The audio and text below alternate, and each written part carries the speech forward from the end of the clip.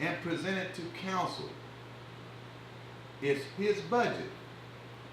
And there's a process that he used in order to get that budget so that it can be approved by council. The process normally is standard in most cities. The manager will work with his staff in order to come up with a proposed budget. Then they will then appear before the council. And when they're going through the budget, concerns council members have are annotated, things they would like to see looked at or revisited. Notes are done on it. And during the next period, the manager brings back this information, incorporated in the proposed budget, and council listens. And it's an ongoing process. And basically what you're doing is you're taking a proposed budget when given to council and listening to council questions, and then you're fine-tuning it. And you fine-tune it for the simple reason you're trying to get the best possible budget that you can in order to operate the city efficiently, provide service to your citizens, and also not to waste the money. So it's a process that is not taken lightly, and it calls for a lot of time, but people have to be focused on what you want to do. Now, we're not doing performance counseling this year, and performance counseling is a way of budgeting money to accomplish what the city and citizens need. Okay? And I say performance counseling, budgeting, not counseling, but budgeting, is for citizens and their needs, because when you're doing performance budgeting, what you're basically doing is you're getting this pot of money, and instead of just putting it in areas that you put every year in, year out, just put money in there, you start targeting money because you have certain things that you wish to accomplish this year, so you budget for it. Now, we didn't do performance budgeting, which basically means during the workshop I've attended, basically what we've done is we've actually bring back the same line items and we put money into this, and then you get a chance to operate. But is it targeted on specific projects? Not unless you're doing performance budgeting. Now, with our budget we have this year, there are certain areas that the citizens should be very mindful of and able to understand what is happening and what we're doing with that particular budget. And in order to do that, you have to have a pretty good idea on the different areas in which we are putting this money and how we want to budget this money. As a council person, you know, your first year you get elected, we have elections in May. So you start a budget in late July or beginning of August when the council start getting involved and seeing the budget presented to them. You know, your first year you kind of sit back. If you understand budgeting, you're sitting back, but you really don't have a good feel for this type budget because you probably haven't worked with a city budget unless you've been in the public office in another city.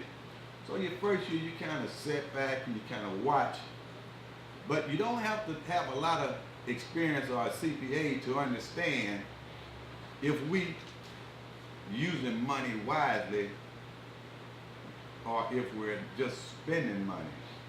You know, are we accounting for this money that we couldn't ask for? Or we just asking for a lot of money so we can have money to spend? That you should know and be able to understand setting in your first year budget. However, the budget itself, you really don't understand it that well. But because of you serving during the year and seeing different contracts or different projects or different things coming before you in which you, a councilman, have to vote on, and this money is going to be spent on these particular things. If you say yes and the majority says yes, then that money is going to be spent. So during your first year, you get a chance to actually see how the money is spent that you approved. So the next year, which is the second year councilman sees the budget, councilman should then be able to question certain monies, and that monies can be questioned because I'm basing it on my experience now with how we spend money and how our city government works and things that we need and things that we don't need, and understanding the monies. So quite naturally, the second year, the council members should have more questions or more input with budgeting so that the citizens' voice is now being heard on this particular budget. We understand the staff, along with the city manager, they proposed and put together a budget.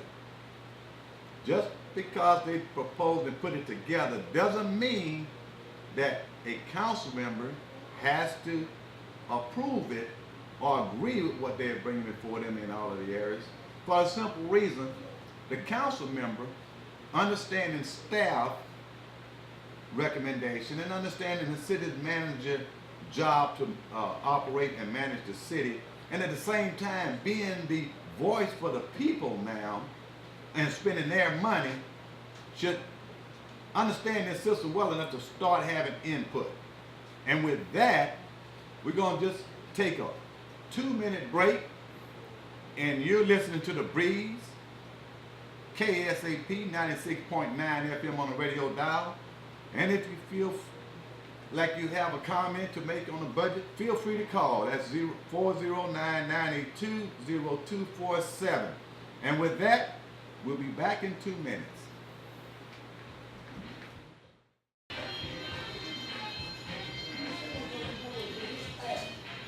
Okay, we're back with It's Your City. Former Councilman Harold Doucette, The Breeze Radio, KSAP 96.9 FM. Telephone number 409-982-0247 for anyone who wishes to comment. We were talking about the budget, and we were talking about council members and their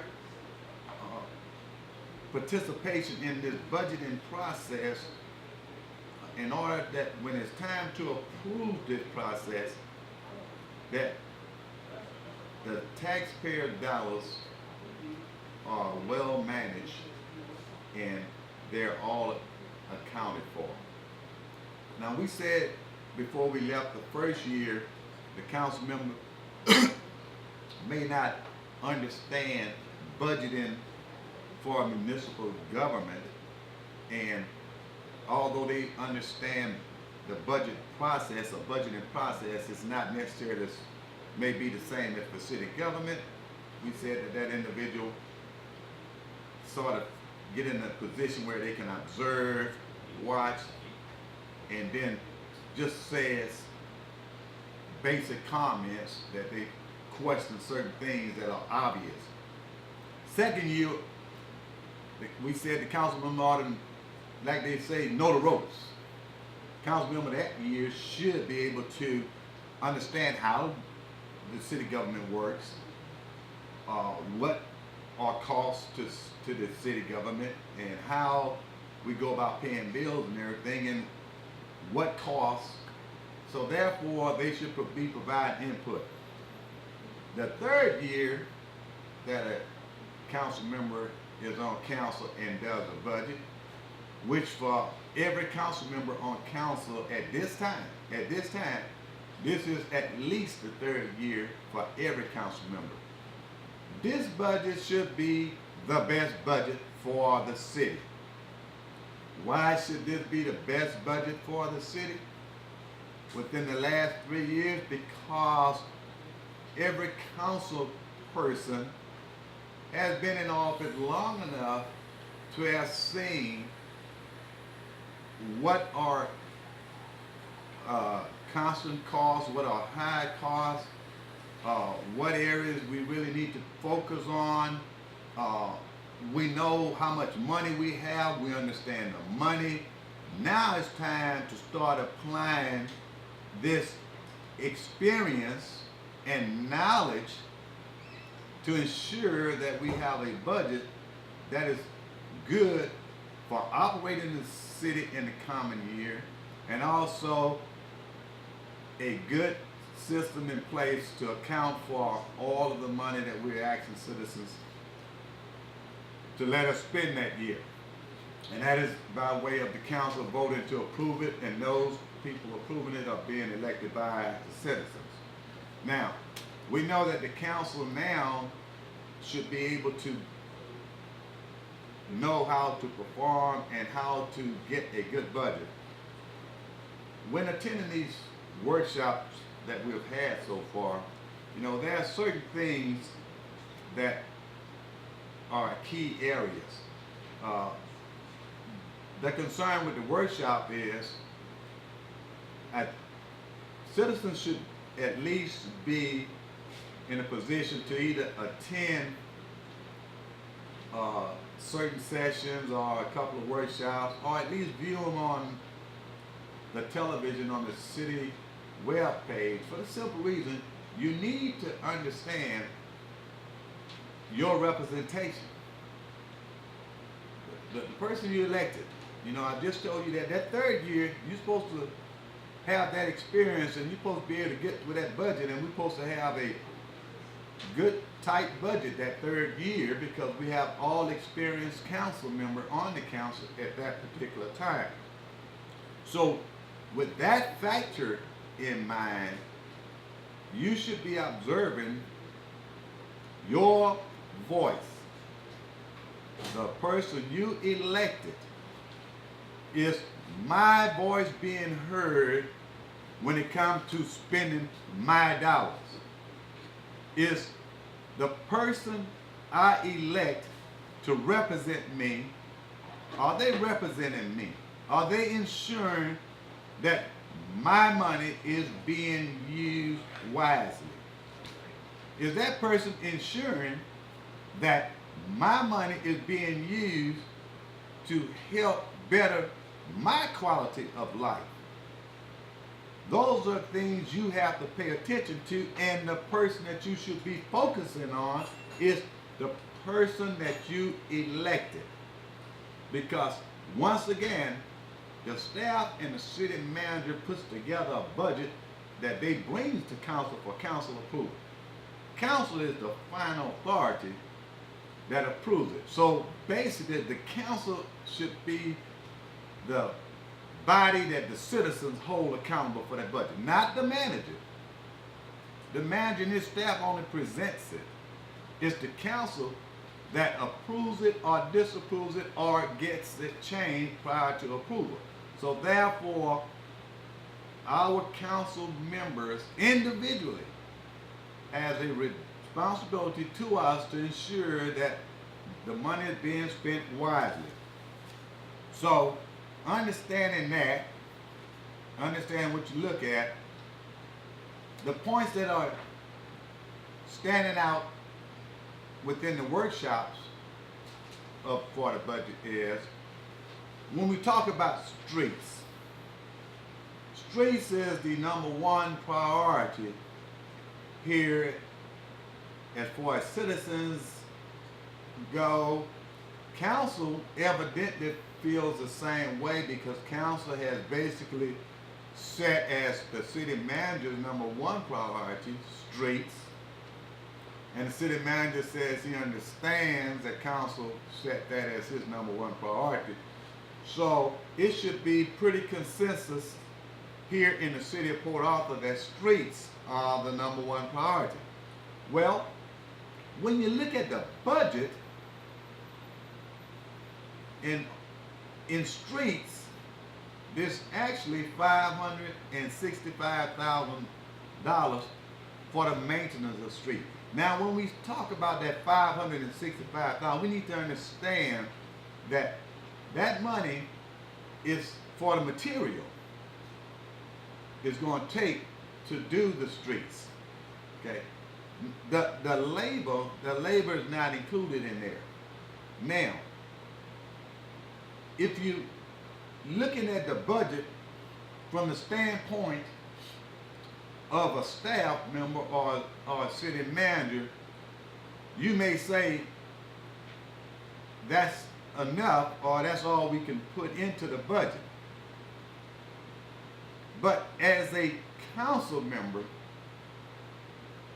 you can say it's not, and I would like to see more into streets. And if it's consensus within the council to put more money into streets, then the manager has no choice but to find the money and put more money into streets. So to say that we're putting only 565 into the maintenance portion of the street, that's not an indication of a priority within the city. Now, the comment that I've heard during this workshop, that I've heard 2 years serving on council, was, well, the streets are so messed up, it'll take a whole lot of money to fix the streets.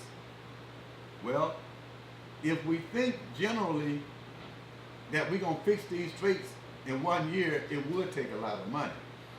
But if we had a plan and we set X amount of dollars each year in 6 to 7 year plan, we can basically fix most, if not all, the streets. And we talked about that in an earlier show also. That is called your capital improvement program. That's when you have things that are big ticket items, whereby you know you can't fund in 1 year, whereby you put them under your capital improvement program and you run your program 5-6 years in order to get them accomplished or get it done. That's streets, water line, sewer, drainage, these demolition, these big ticket items are things that you put in your capital improvement program. Well, we don't have the capital improvement program, because if we use that as a basis, you will have some type of plan that you're going to fix streets, and you'll know how much money you'll be putting into it. $565,000 is not going to do very many streets.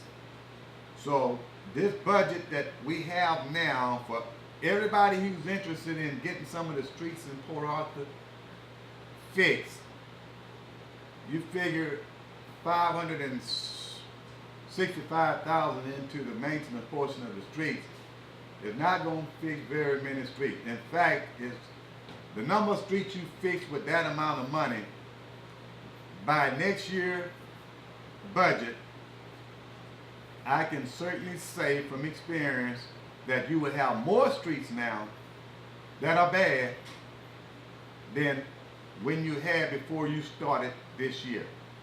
So in order for us to make a headway, it's up to citizens to understand we either have to put money into it or we don't have to put money into it. Is $565,000 enough?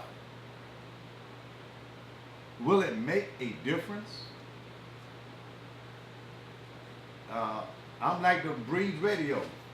I have my own views and my own opinion, but as you all know by now, I try very hard not to let people know my opinion. I would rather give you information and let you decide for yourself. I would like for you to get involved, for you to understand. So the budget now with proposal, that's not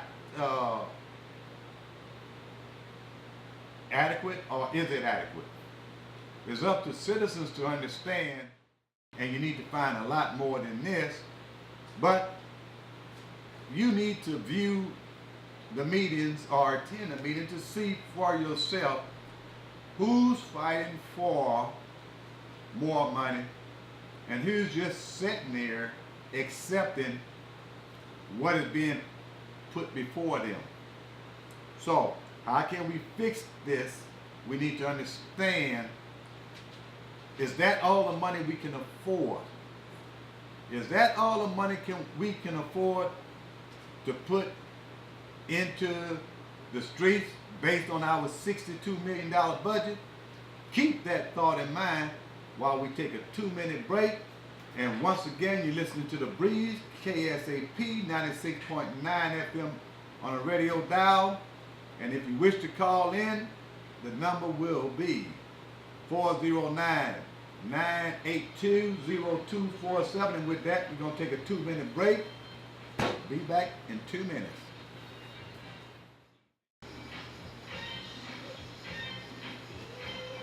We're back from the break. Once again, The Breeze Radio, KSAP 96.9 on the dial. When we left, we was talking about this year's budget having $565,000 for street maintenance in it, and whether you feel it's enough or not enough. Now, to give you an idea on if there's any money that's out there that you could possibly look at to get some of this money, let's talk about this year's budget when we talk about the salaries and benefits. Early in the show when I started, I said we had a proposed budget of $62 million. I said 200,000. We just said approximately. But now we have a caller.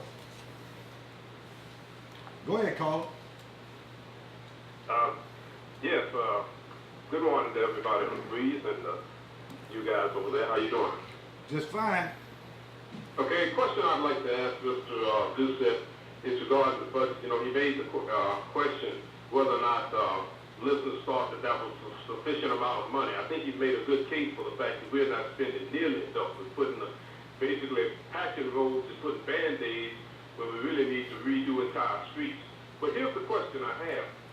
I'd like for him to explain what happened about a month or so ago where after the council had said that they were committed to doing streets, made it a high priority, wanting to put as much money as possible in the streets, that somehow close to $200,000 was taken out of the streets program to be placed in a program to demolish and rebuild 2 houses, when we currently already have a program for that. I don't know how that happened, but I'd like him to explain that.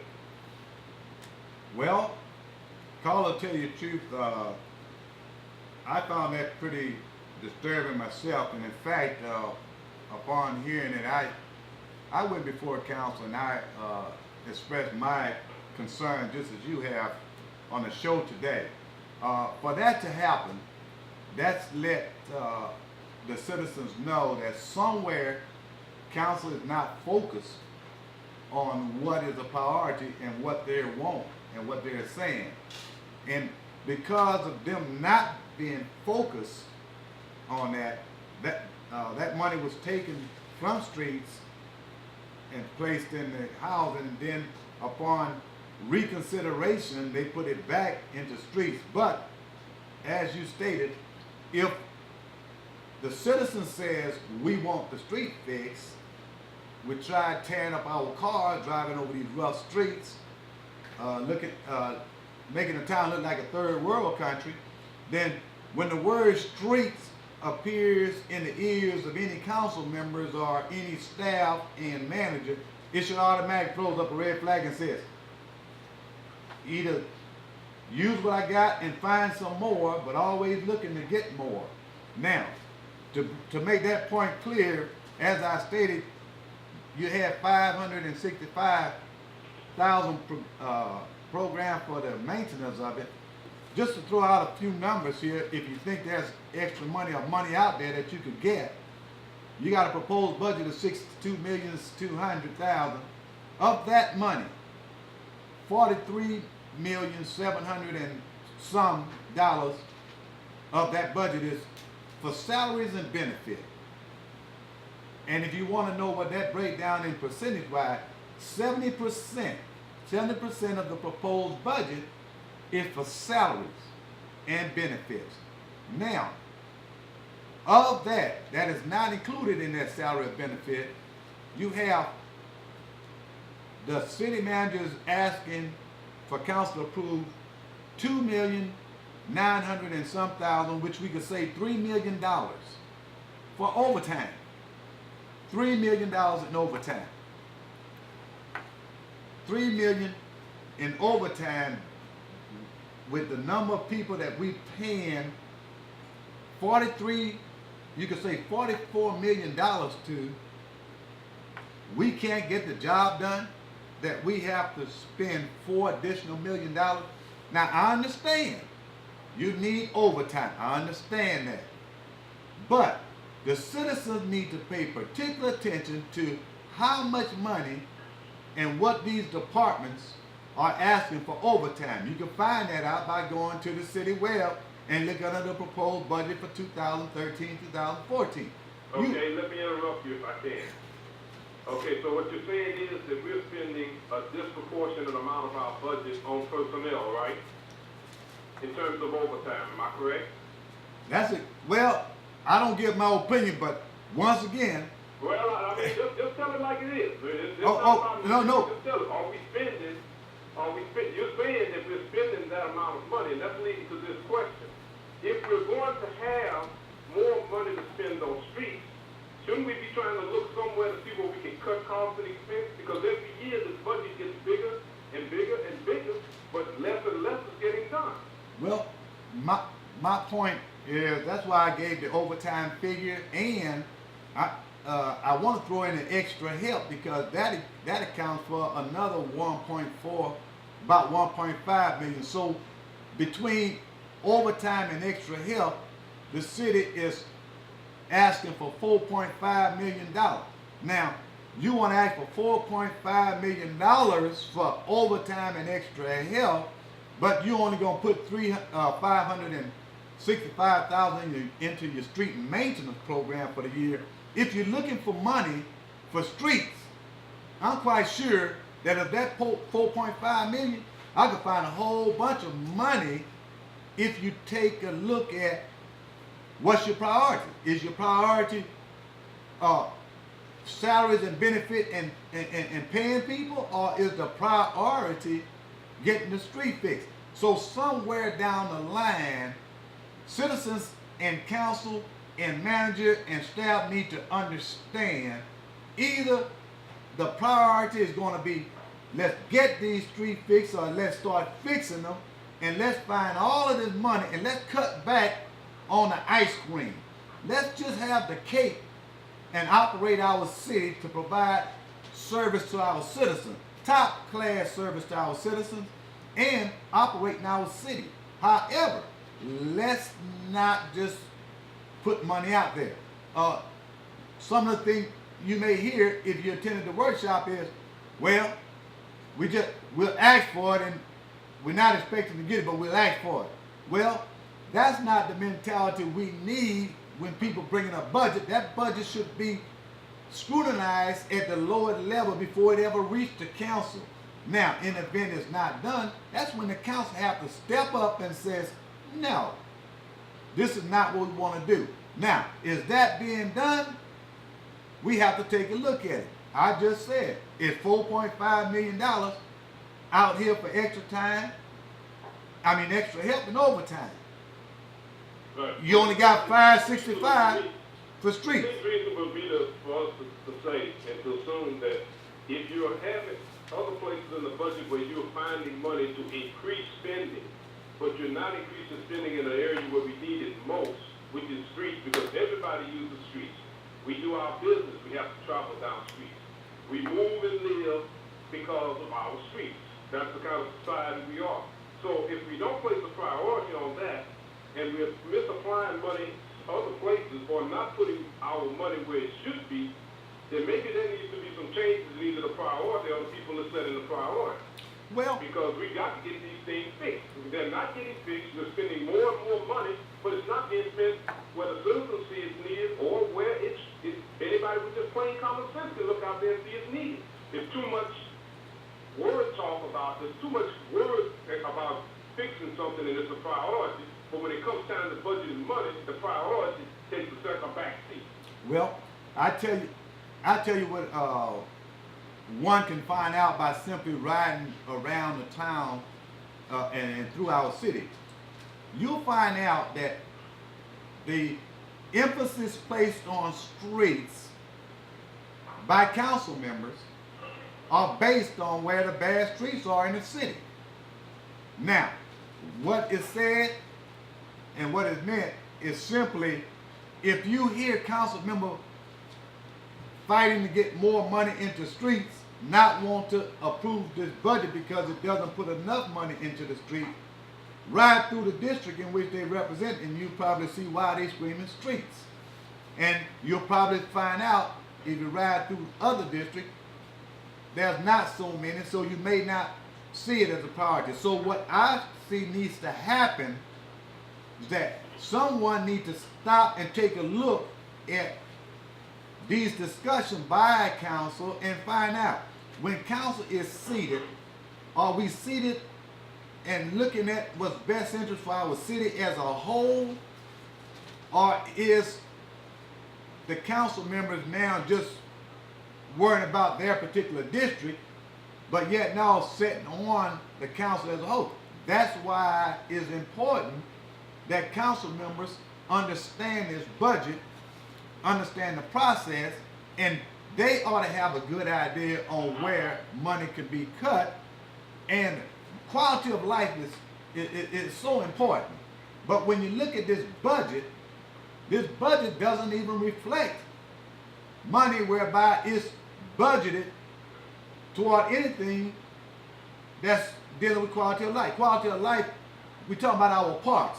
You know, Senator Tommy Williams today sent out he sent out a flyer on the update of the last congressional session, the legislative session, and they talk about quality of life and how they put more money into parks.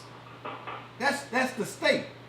You know, in other words, what he's basically saying is, we cut taxes and we've cut other things, but we place more money back into education because we know we needed that and it was a priority. So we cut here and we brought there, and since we're doing all these things here at the state, we want to also do something for the people. So what? We're going to put more money into the parks so that you can go and enjoy yourself. That's quality of life. This budget,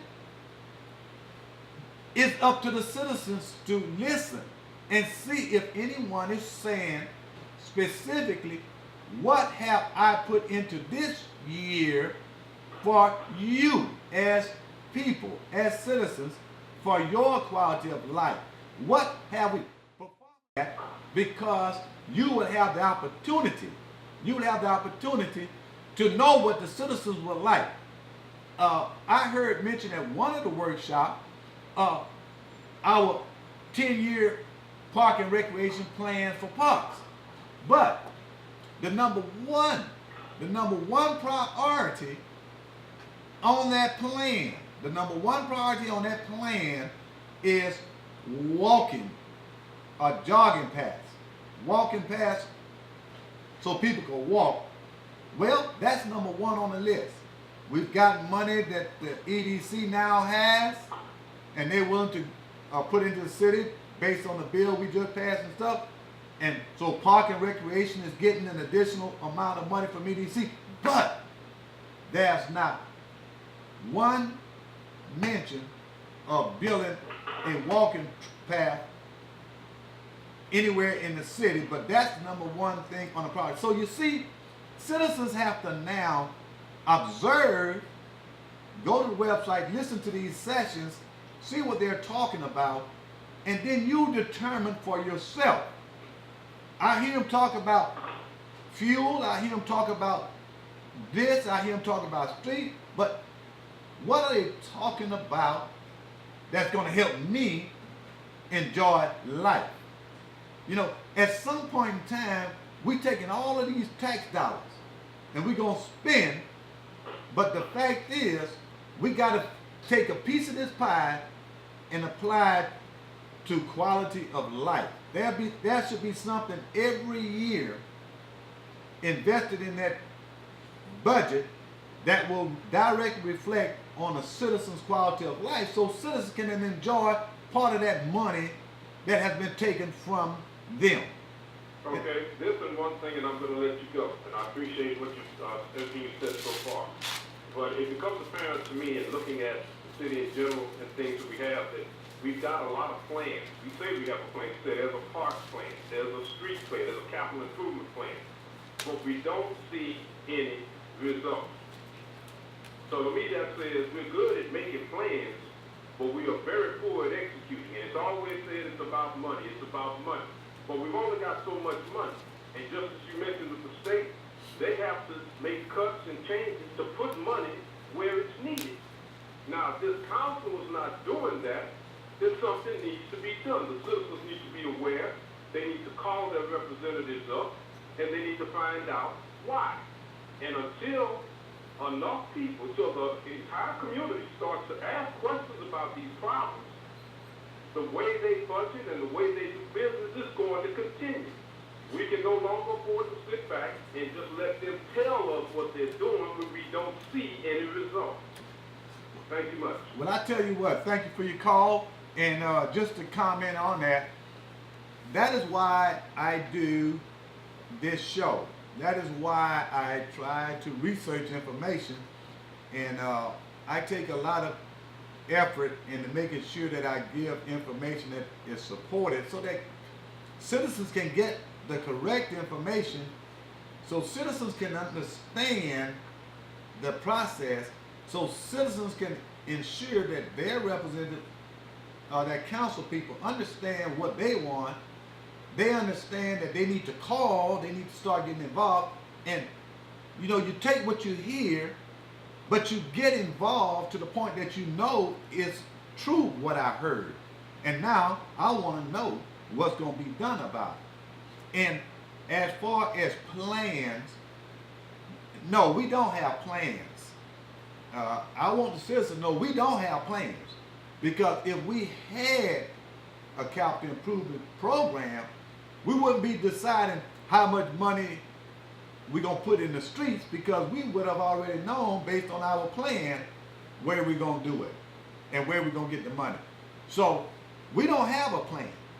If we had a plan, these streets, the water, everything every year would be already planned on how much we want to put into it, which area we're going to be working in, which area we're going to fix. Because at the rate we going with loss of water that we're treating, over 60%, it ain't going to get better each year. It's had been a steady increase. Citizens need to be aware. It's been a steady increase. And at the end of every year, because of the water loss and the money we putting into treatment and everything, citizens have been asked to make up the difference or to help. My first year on council, it was a slight increase in property tax. But the fact remained the same, that the citizens were called upon to pick up the slack. Well, that's my first year on council, and, you know, understand the budget. The second year, you know, say, no, all council was in unison. We're not raising taxes no more. That ain't gonna happen. So, they raised the garbage fee. So now this is the third year. Water utilities again, what's the recommendation? The recommendation is charge each citizen $5 a one-time fee, a service fee. Now, that's supposed to generate 1 million.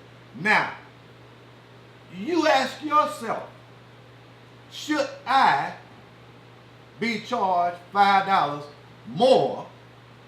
Are you taxing me more because we have a system that is costing us every year, but no one is doing nothing to fix it? Next year is going to be more. So what they're going to ask of the citizens next year? I believe that if all citizens understand the process and understand when they should be asked to carry the burden and when the burden should be placed on our people we elect to make the proper decisions to take this burden off us if it's not needed, then we're going to either improve or we're going to keep going the direction we're going, where citizens are going to keep getting taxed every time we mismanage or we don't appropriate the funds correctly. Now, why would I ask citizens for $5? I want you to ask yourself, should you be asked $5 when already you have over $20 million in the reserves? You only need 12 to 15 million for a 90-day operating the city in case of a hurricane or disaster. You only need 12 to 15 million. You have over 20 million. So what is the purpose for having this money? That's taxpayer dollars too. Now, you got my money in this pile, and you say this for in case of a disaster. We need 90 days. Well, 90 days is 12 to 15. Okay, you got 20 some. If you got 20 some, what's your purpose for having it? When you're going to go back and ask the citizen to give you more? No, they already gave you more. That's why you have extra in the reserves. Now, do you feel that that extra should be applied to fulfill deficit before they go to you and ask you to fill it and keep getting more in the nest of eggs? That's up to citizens. You have to decide. But if you feel it's right, then you let your council member know that you support that budget. If you feel it's wrong, you need to start understanding options. If you feel that $565,000 is enough money and you hear someone tell you, well, you know, we got to try to find, no, we don't have to find money. Let me make it clear to you. This city does not have to find money. There's money in excess in the reserves. Assets. There's money there. So there's money. There's money that definitely in overtime and extra help that can be cut. Now, so we don't have to find money. If you feel that there's a true and honest effort to manage your dollars and hold people accountable, then we are in good standing. But at the same token, if you feel that our needs are not being addressed, then we have a problem. That problem you should now understand. So if you're wondering if the city has money, I'm going to tell you, yes, there's assets of over $5 billion in the reserves. That's a fact. There's $4.5 million in overtime and extra help. Based on what I'm hearing in the workshops, if one was to take a look at that, then one might find out that maybe that could be cut. Because a lot of times, overtime and can what you have is a development that comes from not being able to move Alpha over there to B, A to B, okay? If you move A to B, B to C, a lot of times you call that managing. By moving A to B and B to C, you could cover the whole circle. But do I feel all this overtime is necessary? Do I feel that if supervisor and department head did more of a job of managing their people, will they need that much money? You need to get involved. You need to ask those questions, and you need to know. Because if you do, I can assure you, you will come up with the same results, the same impression, the same idea that I and others who are looking at this closely have come up with. And once again, just like the breeze, you know, my opinion, I'm not going to express. However, you really need to take a look at questioning and input of this budget. You need to understand where this money is going. You need to understand where money is. And you need to understand that in the number one priority in this city is almost a drop in the bucket. For the number one priority for citizens, council, manager, the amount of money that they're putting in respect to the budget this year is only a drop. And we have more than a drop in reserves and other places we can find. So, once again, you've been listening to the Breeze radio station, KSAP 96.9 FM on the radio dial, with Harold Doucette, former council member, City of Port Arthur, with It's Your City. And until next Monday, like we always say, let's do it. You've been listening to the Breeze Radio, KSAP 96.9 LPFM, downtown Port Arthur, your community radio station.